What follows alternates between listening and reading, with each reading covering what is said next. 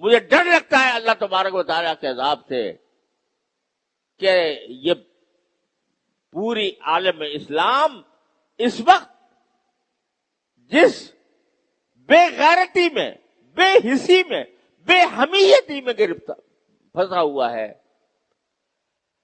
کہیں اللہ تعالیٰ کو ناراض کر کے یہ پورے عالم اسلام کے لیے تباہی کا پیش خیمہ نہ ہو۔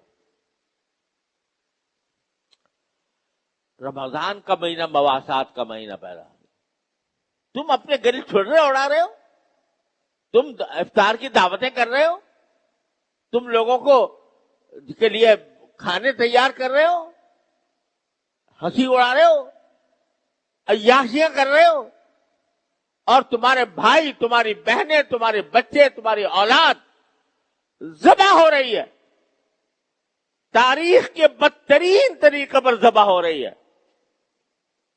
30,000 سے زیادہ بچے، عورتیں، مرد بے گناہ شہید کیے جا چکے ہیں۔ تمہارے کانوں پر جوں نہیں رنگتی اور کہتے ہو ہم رمضان منا رہے ہیں، ہم رمضان کا استقبال کر رہے ہیں۔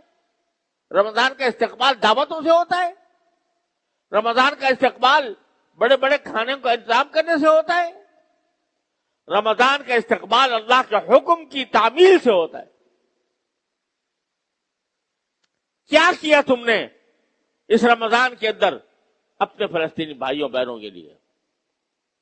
کسی نے، ہر شخص اپنے منہ میں ڈال، اپنے گریبان میں منہ ڈال کر سوچے کیا کیا اس نے؟ ان کی مدد کے لیے کوئی ایک پیسہ تم نے خرچ کیا؟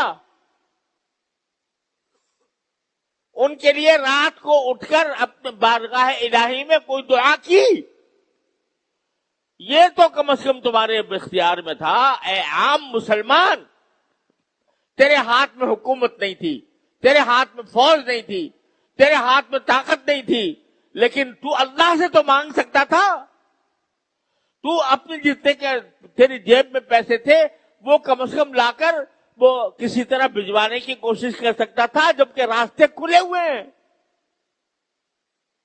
تو نے تو یہ نہیں کیا، اور تیرے حکمران، انہوں نے تو اپنے گلے میں پہلے ہی غلامی کا پٹا ڈالا ہوا ہے۔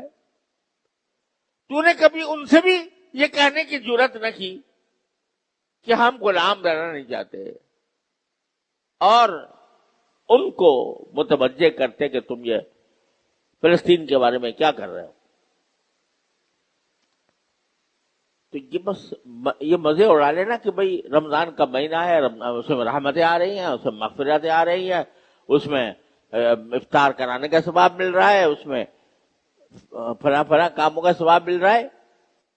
ارے ڈرو اس بات سے کہ کہیں اللہ تعالیٰ کا عذاب نہ آ جائے ہمارے اوپر، جس بے حسی اور بے غیرتی کا ہم اس رمضان کے اندر مظاہرہ کر رہے ہیں اپنے فلسطینی بھائیوں کے خلاف۔ تو میرے بھائیوں، حکمرانوں کا جو کام تھا وہ اپنی سیاستوں میں، اپنی کرسیوں میں، اپنے مسائل میں، وہ ان کا سارا سوچ فکر کا محور وہ اپنی سیاست ہے۔ ان کو پتہ نہیں، پتہ ہونے کے باوجود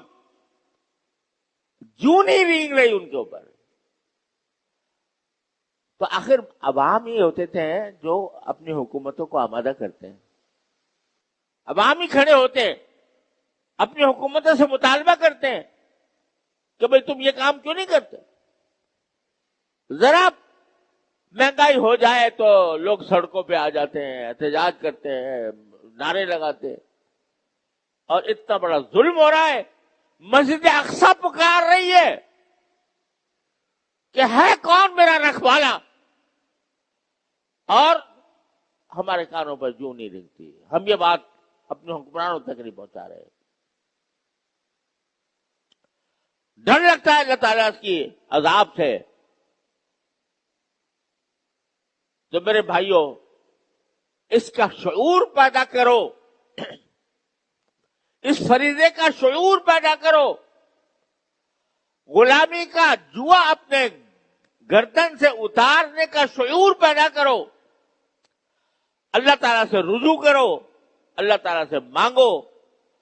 جو شخص جتنی طاقت رکھتا ہے ان کو مدد پہنچانے کی وہ مدد پہنچائے، جو شخص جتنی طاقت رکھتا ہے حکمرانوں کو متوجہ کرنے کی وہ اپنی طاقت کو استعمال کرے، ورنہ آخرت کے اندر یاد رکھو جب یہ 30,000 شہیدوں کا خون کا حساب لیا جائے گا تو حساب دینے والوں میں ہم بھی شامل ہوں گے۔ تم نے ان کے لیے کیا کیا تھا؟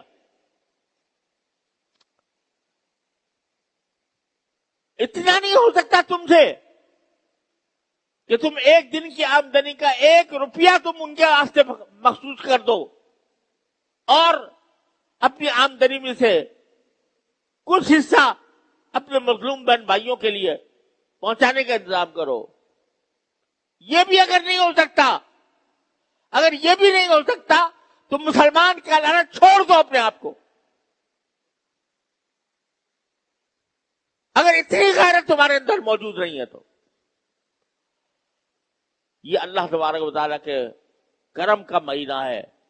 اگر اب تک غلطی کوتاہی ہوئی ہے معافی مانگے، توبہ کرے اللہ تبارک و تعالیٰ کی بارگاہ میں، اور آئندہ کے لیے عزم کرے ان باتوں کا جو میں کہہ رہا ہوں۔